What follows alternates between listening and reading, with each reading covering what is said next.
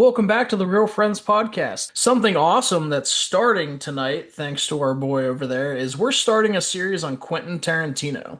So we are going to, if you can tell from his shirt, he's got a Pulp Fiction shirt on, but that's not what we're reviewing tonight, actually. We're going to start at the very beginning of Tarantino movies with Reservoir Dogs. This is the Real Friends podcast.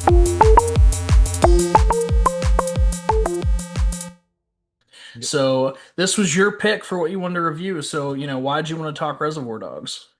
Because I think that, like I said, I was telling you that I always watch these back to back. So it's the first one I watch, and then I watch Pulp Fiction if I want to watch my Tarantino crime thrillers. But yeah, I just think that it's an insanely good movie and it gets the ratings, but I still think it's very underrated. Talk about a directorial debut, man. Like, we should have known. I mean, we both weren't even alive when this movie came out, right? Right. But at the time, people should have been like, holy crap, here he comes. And Tarantino is from that period in time where before these guys, like before the late 80s, early 90s, most people didn't know who a director was for a movie unless it was like someone very, very big name, Spielberg, things like that. Tarantino came around the time that him and like Kevin Smith and people like that would go out and actually promote their movies. And so people associated the director with the movie and that helped sell it. And now we have guys like Ari Aster, Alex Garland, like these names that everybody knows who they are. And it started with these guys. And talk about someone promoting their own movie, not even just promoting it, just like Kevin Smith. They're very different directors, but they're both in their movies too, right? They both act in their films. Right. So, Yeah. And um, that just to touch on that, that's actually this movie is where Quentin Tarantino started to understand the first one. And this one, before we get into it, is he is Mr. Blue, I believe. Mr. Brown, because Brown, Mr. Brown, yeah, it's because close it's to Mr. close to Shit. shit. Yeah, Yeah, it's close to Mr. Shit. Um, but that was just to save budget on another guy. So, sure. but after that, it's become kind of his staple. So, Yeah. And it's interesting, right? I mean, this movie came out over 30 years ago, right? So we don't have to worry about spoiling anything. Like, yeah, it was very evident to me that he did it on purpose that his character dies and he's not taking up movie because it's hard to direct and act in scenes. yeah, Right? Like, the fact that Mel Gibson can star in Braveheart and direct the entire thing is ludicrous to me. yeah. Um, so, it was very smart of him to do this. Before we get too deep into the movie, I want to ask you the question I ask everyone that comes on the podcast, and I want to know, and it can be something that came out this year. It doesn't have to be. What's the last like really good movie that you watched? Um, so Eddington is up there. I also have been rewatching the hell out of Nope by Jordan Peele. I've been Oh, nice. rewatching. That's been my hyperfixation for a while, so that's definitely up there. Yeah. That's at the very top of my list to get to. I still haven't seen it. Oh, I saw Get Out in theaters. I saw Us in theaters, right? And I just never got around to Nope. And then I went to yeah. watch it on Peacock, and I guess they took it off. So Okay. I've It's I've back got to on. find it. So oh, is it back on now? Yeah. Perfect, perfect. Yeah. So I definitely, honestly, I might. Well, actually, I can't watch it tonight. So to give everyone a little insight into when we're recording this, in exactly on the East Coast in 1 hour and 19 minutes. My most anticipated film of the year releases on Netflix. Oh Happy no. Gilmore 2. Happy Gilmore 2. So I'm feeling like I'm back in the early 2000s when I go to midnight launches. I'm staying up to midnight to watch Happy Gilmore 2. So very different movie than what we're talking about here, Yeah. So, yeah, man, let's get right into it, right? So, yeah, this is Tarantino's first movie. Now has 9 movies out. He's always said he's only going to do 10, and then he's going to retire. He's been waiting on his 10th film, right? I'm assuming. So we just had the 97th Oscars. My assumption is that he's going to release his movie for the 100th Mhm. Oscars, thinking that he'll win Best Film at the 100th Oscars because he's a psycho, Yeah. right? He's a narcissist. We just Yeah, we yeah. 100, and I love him for it, right? Right. He's great. He's great. Um, but yeah, so it's so funny that this is his first movie and it starts with him on a rant. Yes. Yeah. Like as soon as, because I told you it's been a very long time since I watched this, and I was watching it again yesterday to prepare for this. I was like, that sounds a lot like Tarantino. Oh, yep, that's Tarantino. Right. Right. He's ranting about the song Like a Virgin, right? And just like Pulp Fiction, this starts in a diner, all these characters just having conversations that don't really fit the movie. They're just Right. really funny, good conversations. He is the master of writing dialogue. Yes. Yes. And I was about to say that this is Royale with cheese for Yes. 8 minutes straight. And it's in the best ways possible. That it is the most Tarantino. What you're getting into is he's doing Like a Virgin about like the song meaning and everything, and everyone is just kind of like, can this dude shut up? Like everyone's, can this guy shut up? One of them's looking at a book, one of them is like trying not to whatever. And then Yeah. right after that, we have another long-winded rant just by Steve Buscemi after that about how he doesn't tip. Yeah, how he doesn't believe in tipping. And I would love to have I mean, wouldn't anyone in film, Right. right, love to have a conversation with Tarantino? But I would love to talk to him about some of these rants because I feel like you can't write a rant that good unless you're very passionate one way or the other about the topic you're talking about. Like either Tarantino is the best tipper known to man or the worst person to serve. Yeah. Like it's one of those two because he is just Steve Buscemi, and you can feel kind of Steve Buscemi coming out on this too. Like Yeah. Mr. Pink, he doesn't have a real name, but Mr. Yeah. Pink, he is just just the perfect character for the role that he's in. The cast is perfect, like the 10 out Yeah. of 10 cast. Well, Um, and we'll get into the cast in one sec, but like Steve Buscemi, right? So when you and I grew up, right? I don't know how you feel, but how I feel about Steve Buscemi is from Adam Sandler movies, right? Like yeah, Crazy Eyes and Mr. Deeds. And I didn't realize, first of all, how much of a badass he is. Like he was a firefighter that like had retired and went back to help with 9/11. Like and he did all these insanely good roles. Like he was in The Big Lebowski. He was in this. Like Steve Buscemi's a hell of an actor. He was in Spy Kids and had a line about, does God stay in heaven because he doesn't want to see what he created? Like, yeah.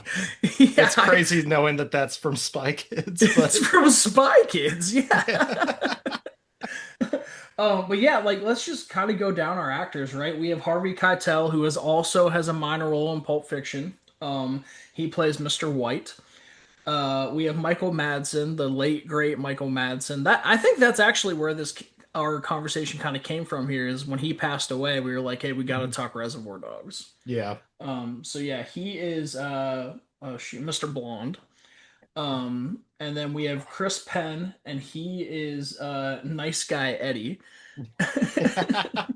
He's pretty good at this. And then yeah, Yeah. like you said, Steve Buscemi's in it. Mr. Pink. We have Lawrence Tierney. Who did he play? Oh, Joe Cabot. He's the Yeah. boss. Yep. It bothers me that Eddie calls him Daddy all the It's time. so my parents right now are rewatching one of my favorite shows, The Righteous Gemstones. Oh, So perfect. Yep. so I have been, just to piss my dad off, I've been saying daddy like like Jesse Gemstone.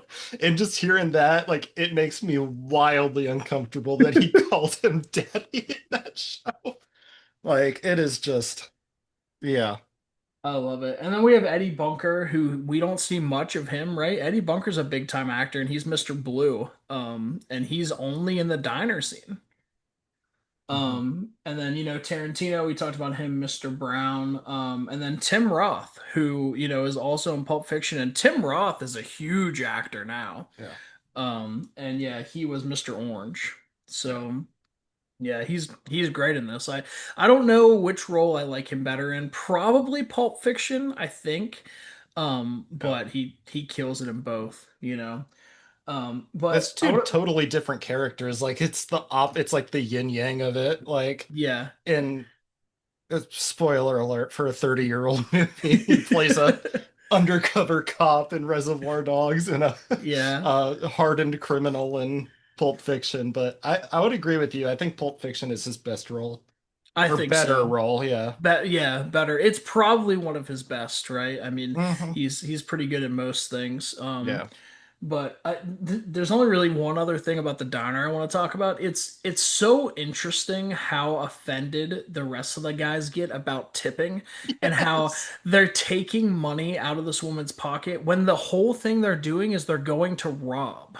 Like Yeah. they're going to be thieves and they're worried about taking $1 away from a waitress. That's what my fiance said the first time they watched this movie was Yeah. with me, and they were like, "What is this?" And then at the end of it, he was like, "Oh my God." And then we're talking about it, and he's like, "These professional criminals, like, they're known for being like the top of the top, the cream of the crop criminals." And they're like, These waitresses, they make shit, dude." Like, they're like, give them $1. Like, Yeah, it's great. And that's I don't know if Tarantino knows like he's gone into jails and interviewed criminals and things like that for stuff like this, but it would make sense because like so my grandfather used to deliver to prisons all the time and would talk to the guards and the guards would talk about like, "Hey, these are like the worst of the worst dudes, but they still have a moral code." Like if like someone comes in, they're bragging about being like a child predator or things like yeah. that, these dudes kill them, right? Like they're done. So yeah, I mean, I thought that was just it's funny, but it's also like pretty on point for, having criminals that have a moral code. Yeah, yeah. And like I said, it's just so, or like you said, sorry.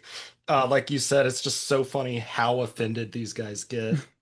Yeah, it's like I paid for your breakfast, put a damn dollar in. Yeah. Yeah. The one-liners in this movie are incredible.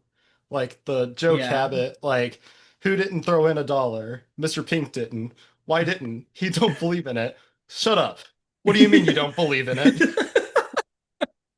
Yeah, it's really good. And this movie, like some people's issue with Tarantino is he kind of jumps around, right? Like Pulp Fiction is a great example of this. Pulp Fiction in no way is in chronological order, right? Mm-mm. Like every scene, like I remember at FYE when I was a kid seeing a poster and it was like how to watch Pulp Fiction in chronological order, and it had all these different scenes The numbered. timestamps. Yeah, like people have that issue, but like I think it's interesting because it keeps you paying attention. Like that's one thing about Tarantino. If you watch a Tarantino film playing on your phone, you're not going to understand what's going on, and it's going to be Yeah. a bad time.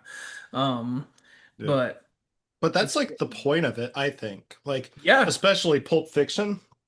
Pulp Fiction, oh, I probably saw it for the first time like 5 years ago. I was okay, late. I was late to it. My friend, after COVID and everything, that's whenever we were really getting into like movies because we were locked up and everything. But I remember the first time I watched it with him, I had to like sit next to him and like talk about what was happening when. You know what I mean? Like having to yeah. do that in my mind. Like, Yeah.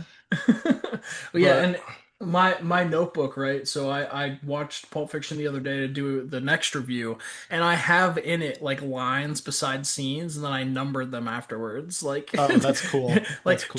just in case anyone doesn't know where this takes place in the story, this is where I'm Right. pretty sure this happens, right? Yeah. But the reason I bring up the jumping around is because we go from that diner scene immediately to it's clearly after the bank or the diamond heist and Mr. Orange is shot and he's in the back Yeah. seat dying basically. Yeah. He's just, and that's where we start. And I think the best one-liner of this is that you get in, right? And Mr. White, somehow they've all become disconnected. Like it's Right. just Mr. White and Mr. Orange, and you're like, what's happening? What's all this? Mr. Orange is in the back seat of a car. He's obviously been shot in the belly, blood everywhere, like it's a Tarantino movie. Yep. Um, and the guy, Harvey, who I always say the wolf, and I always mess it up, but Harvey, Mr. He's the White, wolf. He will is always be just the is wolf. like Yeah. holding it. And then directly after that, we get to the safe house where they're all supposed to be whatever, like where they're all supposed to be meeting up after the heist to Yeah, split it up, get their money, and go their separate ways. So he goes and he sets Mr. Orange down on this step, like ramp thing, and yeah, he's like, "You're not gonna die, you're not gonna die." And then Steve Buscemi just bursts through the door, like you're like, okay, this is the third guy, right? yeah, This is number three. Um, and one of the best one-liners in this movie, one of my favorite in all of like crime cinema, is he gets in there and he's like, "Oh my God, this is so bad. This is so bad. This is so fucking bad. Sorry, am I sorry? But this You're is allowed so to ter curse. It's good. okay, cool." It's I, Quentin Tarantino. yeah, right. But If we he's were talking like, about Lilo and Stitch, it'd be different, but we're not. right. But he's like, he's like, "Oh my God." And then he turns to Harvey's character covered in blood. Like he is covered in blood holding this dying man and Steve Buscemi asks, "Is this bad?" And Harvey's character goes, "As opposed to good?" Which is Yeah, just so funny. that got Like me good. yeah, that is just one of the best one-liners because it just like throws you off. Like this guy's panicking and he's like, and then Harvey's just like, "Yeah, it's bad, you idiot." Yeah, and then we kind of piece together like who was with who at this point, right? Because they're talking about how like Mr. Pink asked where Mr. Brown is, and they're like he's dead, right? So we definitely know it was supposed to be Mr. White, Mr. Orange, and Mr. Brown together, and then the other guys, who knows who was with Right. who, right? But yeah, they're sitting at the rendezvous point, and no one's showing up, and Mr. Orange is begging to be taken to the hospital. Yeah, and just like Um, dropped off. But yeah, yeah, they're he's like, like, "Oh, go ahead. Sorry, sorry." No, no, you're right. Yeah. They can't. They're like, we can't take you to the hospital. We just committed a crime. Yeah. And we Because don't that know was like how a bad it is yet, but we're going to. yeah. Like this is like the worst thing ever. Yeah. This is like the worst thing ever. And I love that this is like the one, and we're gonna talk about another movie later, like next week, but Yep. it's the same thing where it's like this movie just doesn't let you breathe ever. Like this, Yep. like you just take one breath at the start and go from Yeah. there. Yeah. And I remember, I like incorrectly remember that this was a much longer movie. This is only an hour and 45 minutes, right? Like a ton happens in a very short amount of time. Sure. And let's Uh, just talk about like the fact that it's like so low budget that the safe house is the only set in the movie. yeah. Besides Like maybe the streets a little bit, Tim but Roth's apartment for half a second, or Mr. yeah. Orange's apartment Yeah. for half a second, but Which was probably Quentin Tarantino's apartment they just used, yeah. like This yeah, movie yeah, only had a budget of 1.2 mil. which is crazy. Like you think about like we just talked about Lilo and Stitch, right? Had like $150 million budget. Like you could have made 150 Reservoir Dogs for the price of Right. Lilo and Stitch, and I would have much preferred that. Yeah. But But yeah, low budget is almost always my favorite kind of movie, just because everything's much more practical effects, right? Like, mhm. everything is pretty succinct. Like, it's much more about the artistry than it is about, this is an Avatar with James Cameron, where it's just Right. CGI, CGI, CGI. Like, crime thrillers are usually, I don't want to say easier to make, but much more cost effective to make, and I usually gravitate towards those. Yeah. It's just amazing. I mean, it was also 1992, so filming from like 1991.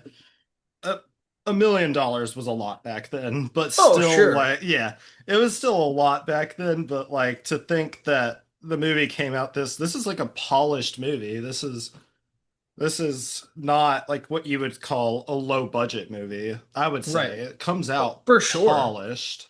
Yeah, and for it to be a directorial debut, to have $1 million is a lot of money, right? Hmm. Like most of the time, you're seeing guys that fully budget a movie themselves when it's their first one, and it might hit 200,000, and then they're just praying it actually makes money. Yeah, but this one So, actually doubled it. It didn't. Uh, it was still Quentin Tarantino's directorial, so it did budget. I think I have it written down. I'm so sorry. I'm terrible at this stuff. Um, It brought in 2.9 in domestic box office. Yeah. So it worked So out it's pretty well. it didn't blow the doors off, but the fact that it made money, right? Like being an initial movie is huge, Yeah. very huge. So, but yeah, you were telling me before we got it on. Let's get into it now, right? Like talk about his taste in music and kind of what he does with music in these movies, because that the budget affects that too, right? You have to pay for the licensing to use songs and things like Right. that. So the budgeting or the soundtrack is Stuck in the Middle with You, and then like I said, I have this written down. I'm so sorry. But it does have some very good um songs from the 90s or 70s, my bad.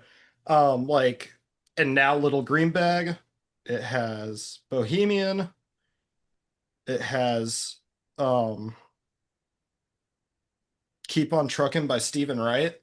So all of these movies, it has Coconut by Harry Nilsson at the end of it, which is Yeah. kind of once we get there, it'll be it's a pretty funny story. But yeah. So Yeah. it like Tarantino, as we were talking about before, Tarantino doesn't let people write movies or write songs for his movies. Right. He's gone on record saying that that means someone will have too much control over their movie. So it's hard to get, especially with the budget of 1.2 mil, to get licensing tracks to at least Stuck in the Middle with You. Yeah. Like, what is it, the Steven Wheeler or something? Yeah. Yeah. Yeah. So, Well, and wasn't there a song that he couldn't get, right? And he put something in the movie like to oh get yeah. you in that thought process. So yeah, I'm so sorry.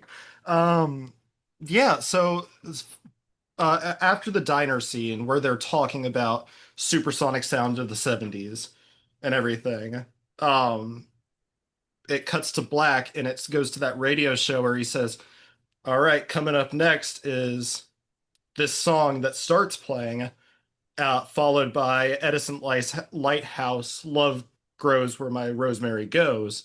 And that's because he couldn't get that song. So he just wanted people to think about that song as this other song is playing.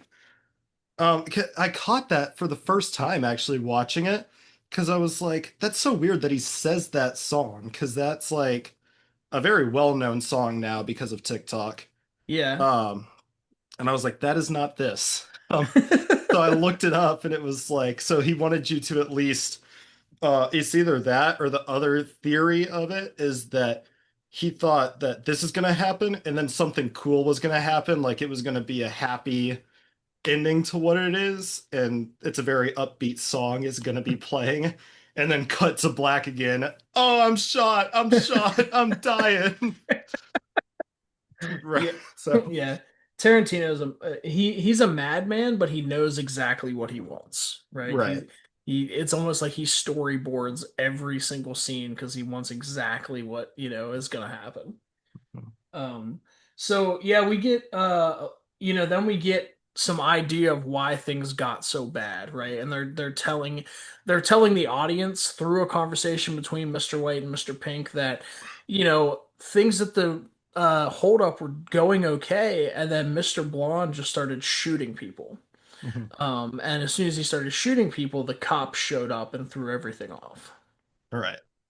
And what's Um, very funny in this scene, um, and this is like the last like something you notice in this for a while is that he asks Mr. Pink to smoke a cigarette because he's like, calm down. You need to smoke a mhm. cigarette to calm down. And he lights his cigarette, and then Mr. White, or Harvey Keitel's character, starts to light his cigarette. And I just noticed this the other day, but it doesn't light. And he's doing something. And for some reason, they didn't shut this again. So he lights the cigarette, he pulls it away, he opens his mouth, and nothing comes out because his cigarette didn't light. But he had to do something, like he's pushing his hair back, he's like going everything like this. So he never lights the cigarette again. So the whole time he's talking with an unlit cigarette. And then later on, he has to light it again for dramatic effect, right? But I just saw that and I was like, that can't be right. I was like, maybe they're gonna cut away and it's gonna be like a continuity thing and it's gonna be a lit cigarette and it's not. Like he just never has. I don't know why they didn't refilm that, but it's so funny to watch that. Like next time you watch this movie, look at Mr. White's cigarette because it will not be lit. Well, and that's one beautiful thing. I've listened to a lot of directors that, only do live action, right? And a beautiful thing about live action movies is things can happen that you weren't planning on, and they could either be funny or cool, or you just leave it in there because you didn't have time to refilm, right? Like, have you ever seen Rocky Horror Picture Show? Yeah. So So, you know how the doctor comes in and like knocks the wall down in his entrance? yeah. So that wasn't supposed to happen. But when they built the set, they forgot to make him a door.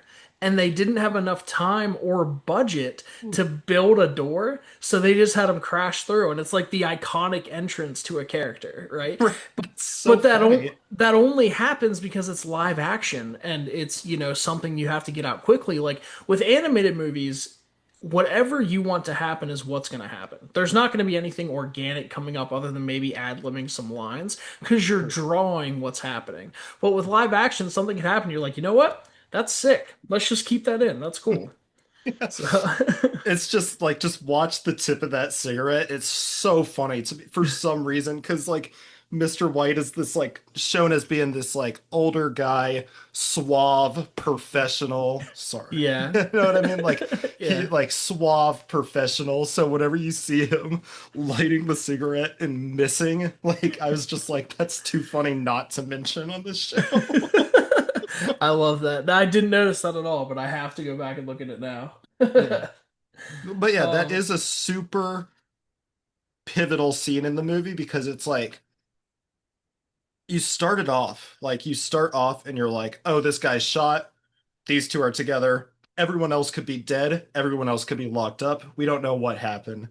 And yeah, then we go back to the heist. We never see the heist, but we know that Mr. Pink, Steve Buscemi, walks out or gets off with the diamonds. right. So he has successfully completed the heist of getting what needs to be taken. Yeah, And he has stashed it elsewhere, like somewhere else, because he thought that it was going to be a rat trap. Like he thought that the safe house, the rendezvous, was going to be, you know, crawling with cops. So yeah, whenever and he gets there, and he just sees a shot Mr. Orange in a stressed out Mr. White, like you don't know what's going through his head, and that's whenever they decide that they need to put it together, and that's all they can come up with is Mr. Blonde just shot the place up, and after that, cops, dead civilians.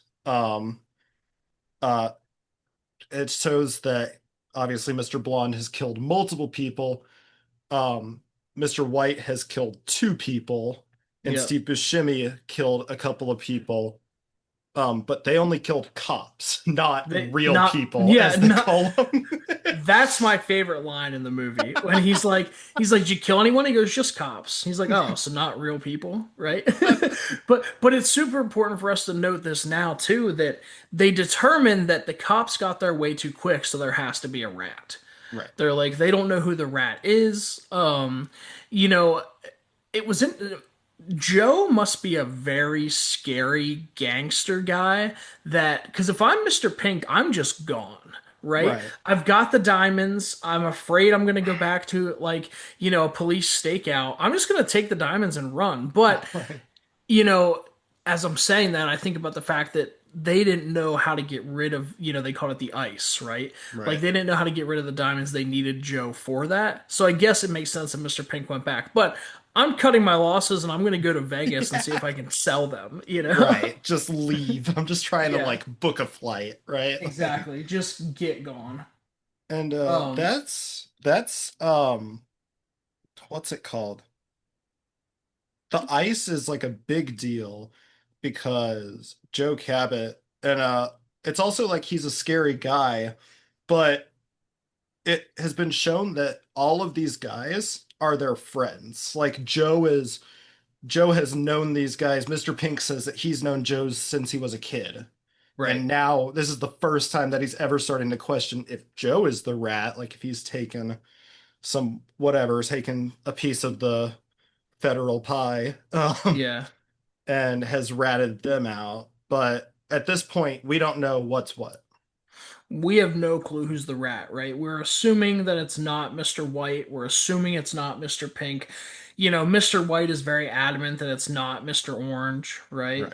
Right. But we don't know. We don't know who the rat is. And you can almost guarantee, like I was of the same mindset of Mr. Pink was, that it's not Mr. Blonde. Because Hmm. why would the rat be just shooting people? You know? Right. Um, Just go in. But yeah, and it's very adamant that Mr. Orange is not the cop because he was shot in this line of duty, yeah, um, and also killed a woman. yeah. And it's just mentioned in passing there, Well, but that's important, right? It's important yeah. it's mentioned in passing because, all he says over and over again is, why did she shoot me? She killed me. Why'd she kill me, right? And your assumption is, was it a female cop? You don't know until it shows us later. Mhm. So, it fed into that idea. But, we get another jump cut back, and it's Mr. White having his meeting with Joe. And we see, like, their relationship. Like, we had a couple instances of the guys going back and showing how they got involved in, this specific, Right. like, mission, I guess, like this Mhm. specific heist. Um, but yeah, they they decide then that they're going to take Mr. Orange to the hospital. Yeah. He's like, "Hey, Orange is gonna die if he doesn't get to a hospital." At this point, he's passed out. And Pink's Yeah. like, "All right, we can take him to the hospital. He doesn't know anything, right?" And White's like, "Well, I did tell him my name." And where I'm from. Yeah, just my first name though. Yeah, It's it's like, like okay, he knows where you're from, he knows your first name, he knows what you look like. Like, they're not gonna have right, to do much, bud, to show who you right. are. And then just they get into a fight. Most iconic poster ever is like Mr. Pink on the floor aiming up at Mr. White and Mr. White Yeah, aiming down on him. And then we get introduced to Vic Vega, who yep, is Mr. Blonde, the madman. yeah, just standing there, all creepy, man. with a Like, with a cup from a fast food joint, which I yeah, love so much that this heist gone wrong. You shot a bunch of people and you're like, I'm gonna go to Big Kahuna Burger from Pulp yep. Fiction. Yep, dude stopped in and out on the way there, and it's very funny Right. because they talk a little bit, right? But Mr. Blonde's like, "Hey, I want to take you guys out to my car and show you something," and Mr. White's like, "What? Did you leave your French fries like out in the car from with your drink?" He goes, "No, I already ate those." That's just I just love how like nonchalant he is. He's a Mr. he's a Blonde. psycho. He's a psychopath, man. And He's an we'll see that absolute in a psychopath. second. Yeah, very very quickly. So after that they go out and they find that Mr. Blonde has somehow hogtied a police officer and Yeah, jammed him in his trunk. yeah. And from what I believe, like the only way this could have happened is that he did this at the heist, put him in his trunk, went to the restaurant, went through the drive-through, and then came to the steakhouse.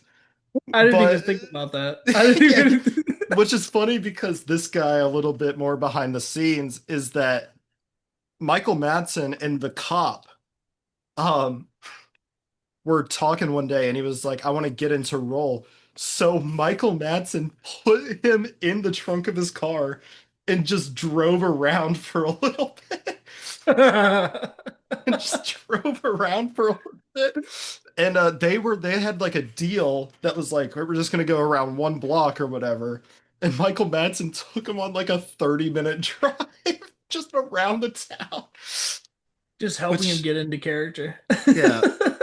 And this cop, he doesn't get a lot, but Yeah, this guy plays a great hostage.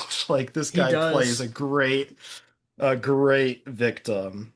Yeah, well, and it's important to think about what we talked about earlier. That's a funny line, but it's like, it's taken to like the nth degree here that they don't look as cops. They don't look at cops as people, Mm-mm. right? Like you get the iconic shot of the camera in the trunk looking up at the guys, and they're grinning from ear to ear that he has a Yeah. cop. And then they take him into the warehouse, and they're just beating the shit out of him. Like, Yes.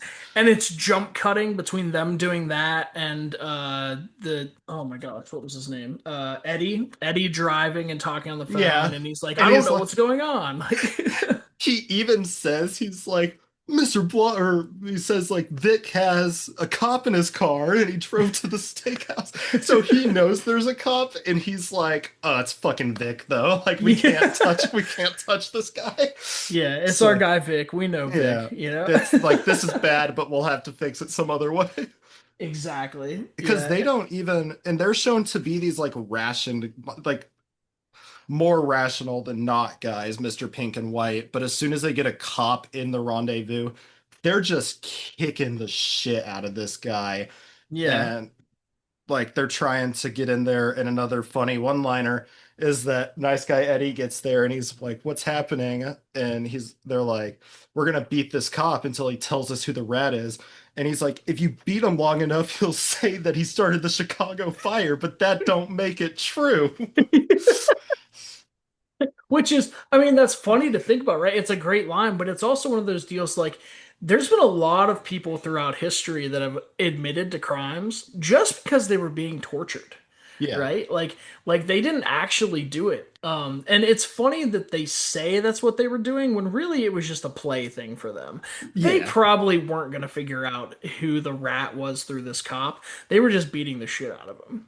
I mean, yeah, they didn't think because he even says he's like, I've been on the force 10 months. Like I don't know Yeah, anything.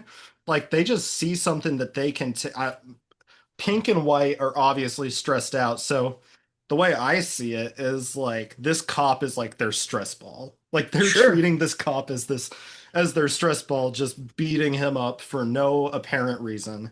100%. It's the one thing in the entire day so far they have complete control over, Mhm. right? They have complete control over this cop and they're gonna take full advantage of that.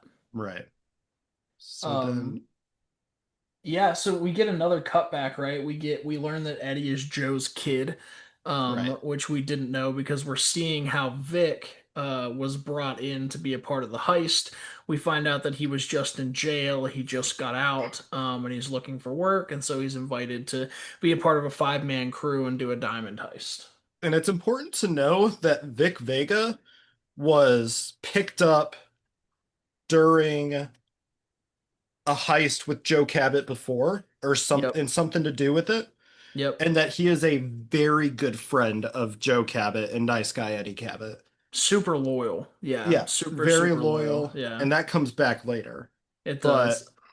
I did want to yeah, say before I forget it's about them punching the cop. I think one of the funniest, like, visual, like, body acting in this is Steve Buscemi hurting his hand punching the cop. Like, he punches him in the face and then is, like, shaking his he's hand. like He's like, shaking his head. That's awesome. That's yeah, but yeah, that's I forgot about that. That's so funny. Um, but yeah, so and like Vic Vega, it's also now that he's introduced as Vincent Vega, yeah. um, or Vic Vega. It's important to know that according to Tarantino, he is brothers with Vincent Vega. Yeah. John Uh, Travolta's character in John Pulp Travolta's Fiction. character. Yeah. His name escaped me for half a second, but Yeah. Yeah. and they were Yeah. supposed to have a prequel. Oh, okay. Yeah, so it was supposed to be called Double V Vega, That would have been sick. and it was going to be the two because they both movies take place in LA. Yep. Both movies, it's all but confirmed by Tarantino that these two movies are in the same universe. Sure. It's all but confirmed. Um, but yeah, like I said, that was supposed to be like a. I think it got eaten up by Kill Bill. I think it Okay. got eaten up. It was around that time frame. Yeah. I But feel like Tarantino has had the idea of doing, because he doesn't really do sequels, right? Like, mm-mm, other than Kill Bill 2, but like Kill Bill and Kill Bill 2 are one movie in his eyes. Like, it's sure. called the Whole Bloody Affair, which I just saw. Apparently, he showed it at his theater last night. He finally did the Whole Bloody Affair, which is Kill Bill, and then it's an anime, like samurai anime, and then it's Kill Bill 2, all in one feature. That's awesome. Which I have been like, I still have not seen Kill Bill, and I've been waiting till he releases the Whole Bloody Affair, but I don't know if he ever will. Yeah, So I'm just gonna, now that we're doing the series, I'm gonna have to bite the bullet and watch Kill Bill, and that's fine. You sure. know, it's not like I'm upset about that. You know. Right, but um yeah. So those were it was supposed to be eaten up by or it was I think eaten up by Kill Bill, but they were brothers and they were supposed to um have a sequel. Oh, that's yeah. Thank you for bringing that back up. That's Yeah. what I was gonna say with it is it seems like Tarantino has a lot of ideas for like, hey, prequels, spin-offs, things like that. Like he worked very heavily on the Cliff Booth sequel to Once Upon a Time in Hollywood. Hmm. But because he doesn't want it to be his 10th and final film, David Fincher is directing it. So Yeah, it's still his idea and still his characters, but he's not directing it, sure. because he's a psychopath. He just wants to Yeah, do because it exactly what just he wants to do. yeah. And I think that's so funny that Quentin Tarantino is like one of the only people who has decided to like morph the film industry around himself. Like everyone Yeah, plays ball. Like yeah, everyone plays ball. Like Martin Scorsese, especially people like around this area, Martin Scorsese, David Fincher. But Quentin Tarantino's like, nope, I'm doing it this way. I will not do it. It's like either my way or the highway. Like, yeah. Those other guys, right? Like have made deals with Netflix and things like that. And Tarantino is very adamant, like, hey, my stuff is in the theater. My stuff is gonna be like, if it's not independently financed, it's not, these huge budget things from other people. He's like, I'm doing it my way. You gotta respect, man. He's a yeah. cinephile that knows what he wants. Like, you gotta Yeah. respect it. So, and he's always the trendy pick for people that are like, oh, I love movies. Like, Pulp Fiction's my favorite, but like it kind of is, like Yeah. like it's very, very, very good. Yeah. And yeah, he knows what he wants. So, Yeah. but to get back on the movie a little bit, like so at this point, Eddie takes Mr. White and Mr. Pink to go get rid of the cars, and they leave Mr. Blonde alone with Mr. Orange and the cop. And get Um, the diamonds. That's also yes, important. to They're going yeah, to to go get, get the yeah, stash. Yeah. go get the stuff. Yeah. Yeah. So we're and Mr. White protests. He doesn't, because he still doesn't trust Mr. Blonde. He's like, I don't want to leave Mr. Blonde alone with these two people because you don't know what he's gonna do. But they still leave. Eddie convinces them because Eddie is, he's the boss's son. He's Yeah. more in charge than these other guys are. And then we get, it has to be the most iconic scene. Definitely in this movie, but in most Tarantino films, we get stuck in the middle with you, and him just playing with his toy, Yeah. like I just, I don't know if Michael Madsen ever played a serial killer in a movie. I'd have to look into it more, but if he didn't, he should. well, he can't. So maybe we Well, shouldn't sorry, should have. shouldn't talk ill about the dead. But Yes. Yeah. no, have you seen the interview that he did about this scene? No. No? So he just couldn't get this fucking right. Right? Like Okay. he just could not get this dancing torture scene right. So this whole time, like he's messing it up. He just can't feel it. Like whenever they're doing like screen grabs and stuff. And Quentin Tarantino's like, it's okay, we'll shoot it on the day. We'll shoot it on the day. We'll shoot it on the day. And he's like, so what's the song that's gonna be playing while I'm doing this? And he tells him, Stuck in the Middle with You. Um, and then like for some reason it just clicked in his brain, and that's what he was gonna do. Like, so he just you see it that like the whole it's almost the full song like where Yeah. he is just dancing around. He's like cutting the guy, he cuts the guy's ear off, he covers him in gasoline, which I mean, yeah, like you're saying, if he ever played a serial killer, like I don't know if you've had the fun honor of having gasoline in like a paper cut or something, but it's not the most fun thing to ever happen. He's like, So, "Oh, don't cry," like um to, but yeah, we have this whole scene, right? And then he's going to light the cop on fire. And then we hear a gunshot, and Mr. Orange is sitting up and just unloads an entire clip into Mr. Blonde and kills him. yeah, And that's when we find out, right, that he's an undercover cop. And the crazy part to me is that that cop didn't say anything. yeah, Like, because the cop knew that he was an undercover cop. Like, he says, "Yeah, yeah, I met you, I knew you," and all this stuff. Like, if he had told them that this guy was the rat, they might have let him go. Maybe, yeah, But yeah, no, he was pretty loyal. But yeah, Mr. Orange tells him yeah. that he's an undercover cop. And then I believe, is this where we get the flashback then, and we see like him preparing to be an Yes. undercover cop in this? Yeah. Yeah.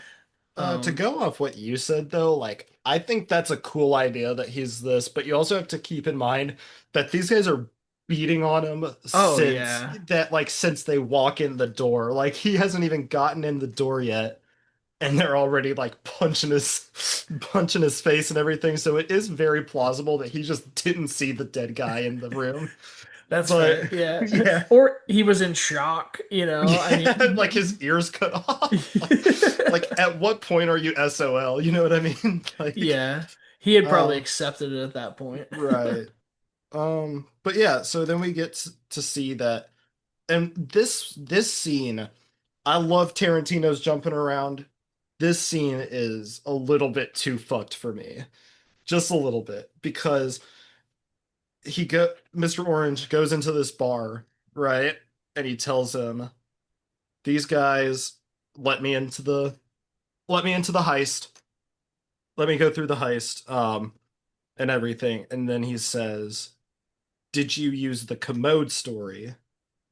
Which is basically his undercover like way of getting in, which is him selling pot out of a bathroom. Yeah. Um, so it cuts to before the heist in the bar to before the bar, and then it cuts to Joe Cabot's strip club before the bar, but after the commode story, to a fake memory that's happening where he's acting in a fake memory that's happening, and then it Yeah. all goes back to where we started. like, like it all means well and everything, and but it's like that is just like that scene just really, it's like the one thing that I have to say, like the one mark off I have Yeah, the is that not even a nitpick, but like, this is why Reservoir Dogs isn't a perfect movie to me, right, is I'm with you. Like this scene was it went a little too long for me. Like, especially with the other flashbacks only being like, maybe 5 minutes. This was a decent amount of exposition we're getting. Like we see him, pretending to be an actor, learning how to be an actor to know how right. to act in front of these guys. Like, yeah, it was a lot. I don't know why he did it. I'm assuming he thought the commode story was very funny, like Tarantino, I mean, and Yeah, so he yeah, wanted to include it. But yeah, it's the one part of the movie for me that I didn't need to see. I yeah. didn't need all that.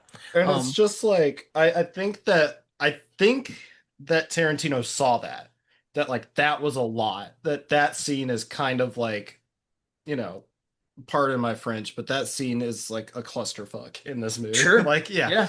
it's a lot, right?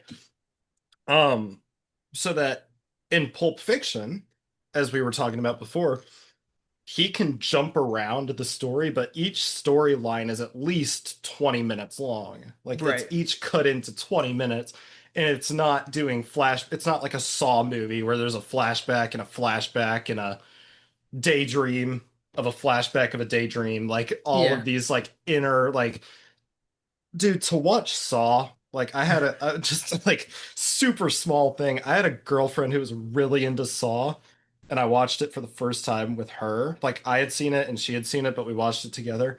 And she had a notebook on how to watch these movies, and like it was crazy. Like I was like, I just turn them on. She's like, she has like she's mapping them out. She's like, it Saw 3 happens before this, like all of that. So that's what it Yeah. feels like in this scene in Reservoir Dogs is that there is Yeah. so much happening in at max it's like 15 minutes and you've made 8 time jumps. Like, Yeah. I do think that, what I equate this to is him perfecting his craft. That mhm, he was doing all this to work on Pulp Fiction, like to get an idea yeah. of what worked and didn't work. It's his first movie. And then arguably he makes his best movie as his second one. So I can't really Yeah. knock him for that, but yeah, this scene's not perfect at all. Right. But that's okay. It doesn't have to be. Definitely But not. It's just, that's like the one mark I have on that movie, but then on but Reservoir Dogs. But then it leads into a really cool flashback where it jumps then from right before the heist to right after where Mr. Brown is still alive and Mhm. they're trying to get away, right? Yeah. And Mr. Brown, he wrecks his car and then he dies, right? Which did he get shot or was he just already dying? Like I'm not No, sure how I Mr. Brown died. think what happens is he crashes his car and he gets shot here, or he gets So he shot somewhere, and okay. he's like, "Oh my God, I'm blind. I'm blind." Oh, maybe he got And shot in the back of the this head. I and didn't even Mr. think about Orange, that. and no, and Mr. Orange just goes, "You're not blind. You just got blood in your eyes." Then they walk back and he is dead. And he gets Yeah. shot by more cops. Like he keeps getting Yeah. shot. Yeah. So, so that's how we figure out, okay, so that's how Mr. Brown died. And then so Mr. White and Mr. Pink go to escape and they go to steal this woman's car and she shoots Mr. Orange right in the guts. And then it's brutal because he immediately shoots her in the head. And then he realizes Yeah, that's then what it is. he's like, what did I do? Because just before that, he had seen Mr. White kill some cops, and you can see on his face that that really, fucked with him. Yeah, He was like, oh my God, like he's killing like my partners. right. And then yeah, but he just had the reflex of shooting the woman because she shot him, and then he's like, oh no, what did I do? Well, because then what is he like after that? Like, even if he lives through this, like he killed someone, Right. like he killed someone, so he's already screwed. Like, I think Yeah. it's like he's upset that he had done something wrong, like he Yep. did kill, and that like weighed on him. But it's a mix between that and like I am screwed. Like I Yeah. just screwed myself. And I think that, so in my head canon, that's why he was begging so much to be taken to the hospital. I'm convinced if Mr. White had taken him to the hospital, he never would have ratted on Mr. White. Yeah. Because this dude like saved his life, and he's already Hmm. screwed. Like I think he would have still like given up the other guys, but I think Mr. White would have been okay. Especially not saying like Larry or that he's Right. from Milwaukee or whatever it is. Yeah, But like, exactly. no, I think that him and Mr. White, like, I think the debt was paid between those two. Yep. You know what I mean? And that's what makes So, the end so gut-wrenching. But we'll right. get there. We'll get there. We keep alluding to the end of this movie because that's where it all comes to like Yep. one like similarity. Like, It's almost like the climax of the film is the very end of the film, right? Like it's kind of what it feels it's like. like you got a 10-minute climax at the end of the movie. Exactly. Right. So we snap back to the safe house and the other guys come back in and they see that Mr. Blonde's dead. And Eddie immediately is freaking out. He confronts Mr. Orange. He tells him that, hey, he was torturing the cop. He was gonna light him on fire. And Eddie goes, "Oh, what? This cop?" and shoots him in the head. Yeah, it's just Oh yeah. no. Yeah, he's just out of like yeah, it's just out of pure rage because Eddie's also freaking out, but that's like his best friend. Like Sure. he's play fighting earlier on. He's play fighting in his dad's office with him because Yeah. he just got out of prison and he hadn't seen him. Like that's his best friend. Yeah.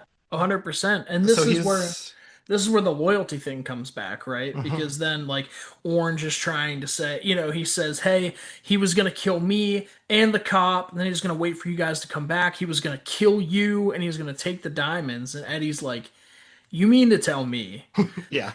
that the man who was in prison for 4 years could have whispered my father's name and gotten off just decides now that he's out of prison and we've come through on all these promises we made to him that he's just gonna turn on us?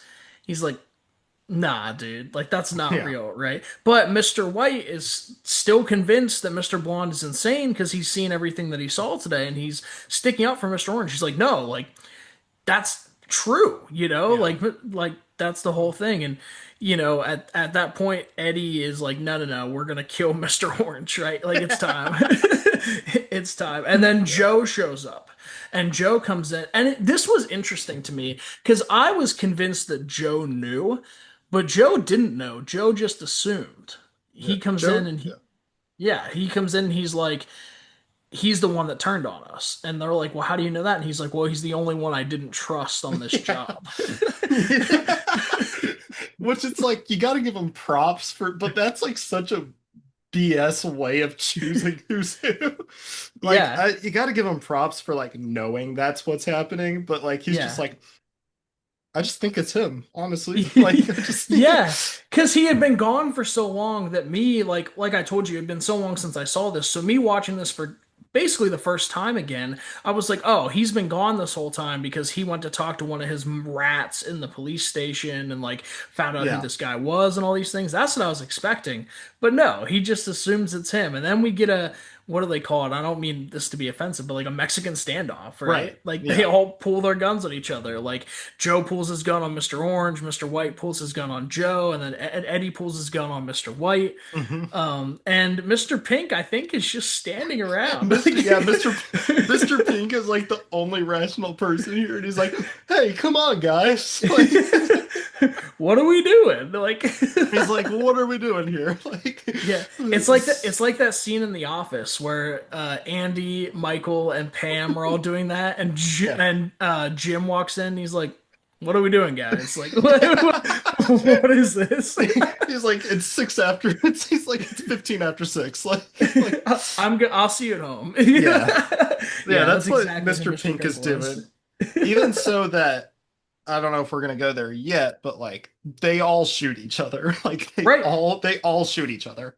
Yeah, Like and because Mr. Pink, we find out survives because he just like crawled under a staircase. Like yeah, he just he just crawled under a hid. staircase, and then like Yeah.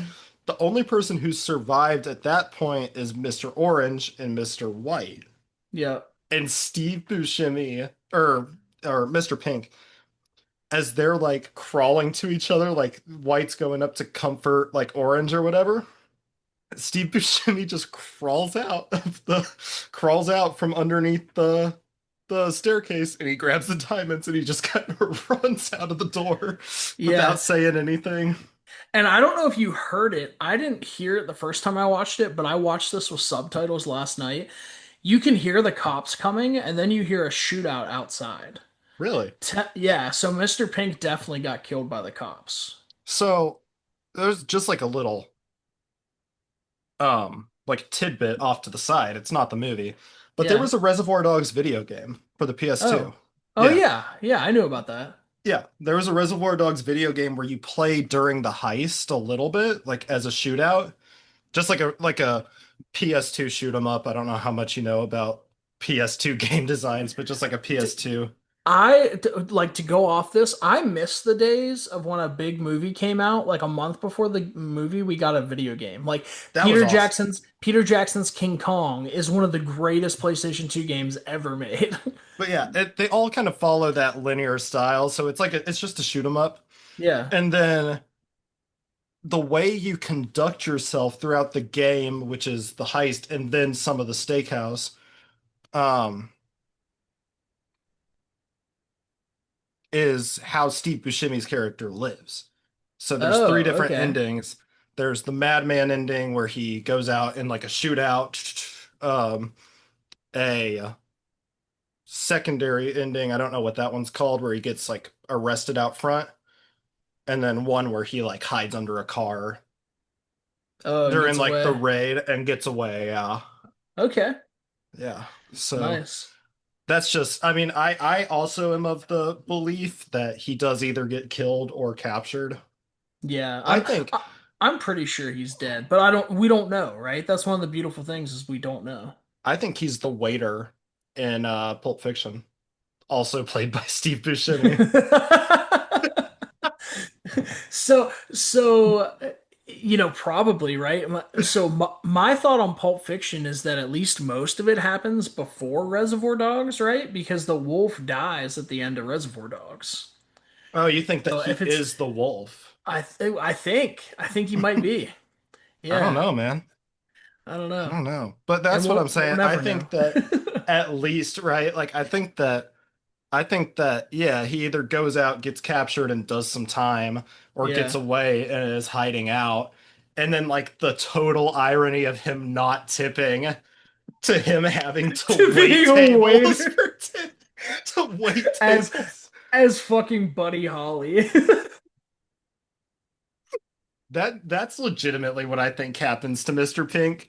You know what? Uh I like that better. Maybe he gets shot and wounded and taken to jail, and like tell this is what he does now. tell the guy who does the Pulp Fiction review that and just like mic drop it for half a second. Just be I'm like, just gonna. I'll stop the recording. I'll just be halfway through. I'll just be like, by the way, Steve Buscemi is Mr. Pink in this movie also, and then stop recording. you don't even have it in the podcast. He's just kind of like, what the fuck? But yeah, I think that I also think I used to think it because I was like a film douchebag or whatever, but I still kind of am. But I used to be one of those guys who was like, the briefcase in Pulp Fiction is the diamonds from Reservoir Dogs. But like, I don't think that's true, but it is kind of the same thing where it's like it Yeah, could be anything in there. right. They say it's a diamond heist. It could have been any heist. They didn't even have to say what it was. It's just a Sure. robbery. Well, and a lot of times with directors, they do stuff like that, right? Like, do you like the Coen brothers much? Like No Hmm. Country or so the Hmm. briefcase in No Country is the same briefcase from Fargo. I Yeah. don't know if it's like I mean, I know it's the same prop. I don't know if it's the same Yeah. stuff or whatever, but yeah, directors do that all the time. And I love directors that don't really tell you Oh yeah, things. for Like sure. like there's a difference between leaving a movie confused and leaving a movie with mysteries that don't need solved that I can think about. Yeah. I mean, hey, my favorite movie is Fight Club, so so I know exactly what you're talking about. Excellent. But yeah, Excellent. but yeah, so that's kind of where it ends off is that Steve Buscemi runs off and he becomes the waiter in Pulp Fiction or whatever. Um and Meanwhile, Mr. White is comforting Mr. Orange. they're like Mr. It is gut-wrenching. This is Yeah. gut-wrenching the first time you see it because they do I get to say what happens? Oh, Is that yes, yeah? please. Take Okay. it. Cool, cool. So he's like he's he's like grabbing Mr. Orange and he's like holding him and he's like, we're both gonna die because these cops are about to bust in. And Mr. Orange looks up at him and goes, Larry, I'm a cop. And Mr. White can't hear him the first time. So he's like, what? And he goes, I'm a cop, Larry. And he goes, it's so heartbreaking to see it, but like Larry just goes, no, no, no, no, no. He's Like, like, I'm sorry. I'm so sorry. And he's like in the subtitles it says wailing. Like Mr. yeah, White he's like, starts yeah, oh wailing. yeah, it's like gut-wrenching. Yeah, Yeah. it's like a moan, like a being stabbed through the heart. Because think about it, like you just put your neck out on the line. You killed a good friend of yours, his son. Get You're in shot a yourself. failed, yeah, you got shot. You're part of a failed diamond heist. The cops are coming to get you, and the one person who you trusted in this life just betrayed you. Just said he Yep. betrayed you. He signed his death certificate for him, Yeah, you it's know. just that that's what's important Yep. is that Mr. White has that look. It's like the ending of The Graduate. Like, you know how both their face Sure. drops? Like Yeah. their faces drop. Like his face drops and he's like, "Oh my God, what is all this? Like why did that happen?" Yep. And Yeah, that is he's that's scary, it's all man. it's all for nothing, right? And then it becomes a Shakespearean tragedy, right? Because Right. then the cops come in, they're pointing their guns at him. Mr. White puts his gun up to Mr. Orange's head and shoots him, and Yeah. then the And he gets cops shot. the cops tear him apart. Yeah. Yeah. And then it's just that's the end. Yeah. Like Coconut by Harry Yep. Nilsson. I watched this movie with my dad. My dad introduced me to Tarantino. with Nice. like Inglourious Bastards, Django, everything like that. And he had never seen this movie a few years ago. And I watch it with him, and the first thing he says, like credit rolls, and he just goes, "So everyone fucking dies." It's a It's just, Shakespearean I was tragedy, like, yeah, man. dude, that's what Yeah. happens. Like, Yeah. I was like, yeah, what did you think? Like, yeah, nothing good could have come out of this, and nothing good does. Like, Steve Buscemi's either dead or the waiter. And Dead inside, right? yeah, He's working for tips when he doesn't believe in it. Like, I love that. Like, I hope no one like I in my that's why head, that's why he treats the people like shit in Pulp Fiction. yeah. That's why he treats Mia and Vincent. He just doesn't do anything because he's like, I hate my life. And he's like, I'm not gonna get tips anyhow, so I might as well make it worth it, you know? yeah. So But we didn't even say it, right? When Joe came in, he told them that Mr. Blue had died too. So yeah. yeah, we I think we everyone's see dead. Mr. Blue die, dude. I think we see him Really? like for half a second. It's like that old guy, right? Like the guy with the Yeah, mustache. Yeah. yeah, He dies because badass scene. I'm surprised we didn't talk about it. I'm just remembering it. Mr. White, after seeing two of those guys die, he has two guns and is like shooting both of them, like just like dual wielding them, which is pretty cool. Like he just wastes like three yeah, cops. But I yeah. think we see him. I think we see him for like half a second though. Like Okay. he's in the car crash or something. Sure. You've seen it more than I have, right? I didn't pick up on it, but I'm gonna watch it again now. This is probably going to become one of my more rewatched Tarantino movies. Yeah, it's definitely worth it, especially I mean, now that you've seen it and have seen it enough to talk about it, right? Um, it is like one of those movies I can turn on and like I'm in film school or I'm in school, right? Like so I can do my stuff, Yeah. like just doing stuff like that. I can play Minecraft, like all of those good things and watch it. It's become an activity movie for me, and I love it for that. Yeah, absolutely. But yeah, that's Reservoir Dogs. So what would you so I don't do it like they do on Letterboxd with 5 stars because I feel like that's a little tough. So we do a 10-point scale here. What would you give it on a 10-point scale? Oh, I also do a 10-point scale. I give it a 9. A 9. Yeah. Perfect. What would you give it? I'm at an 8. Um Really? yeah, I'm at an 8. I think it could get to a 9. That really long flashback scene bothered me. Yeah. Like Go that's watch the cigarette. Watch the cigarette. He doesn't like that'll it. get You'll that'll get the laugh. That'll bonus give you the point. star. That'll give you the 1 point. Yeah. But yeah. Well, and a little insight to our next episode, like talking about Pulp Fiction. Like Pulp Fiction to me is a 10 plus 1. I give it an additional like to an 11 scale because it's just to me it's perfection, right? And this is probably of the Tarantino movies I've seen, this is probably my fourth favorite, I would think. Like it probably goes like Pulp Fiction, then Inglourious Bastards, then Django, and then this. Yeah. So, That's but probably around where I am. sure. No. I still though I can't really do a good grading of Tarantino until I see Kill Bill. So Yeah. I don't know. If you're like me, like I appreciate it as Tarantino. I think that Pulp Fiction and Reservoir Dogs is the better two movie run. sure, But like the yeah. back to back, yeah, no, 100%. And they're Oh so yeah. similar, so similar. Like we were talking about beforehand, this is my to the people. Watch Reservoir Dogs and then like right after watch Pulp Fiction. It's a great Yeah, time. That's how I do Dev it.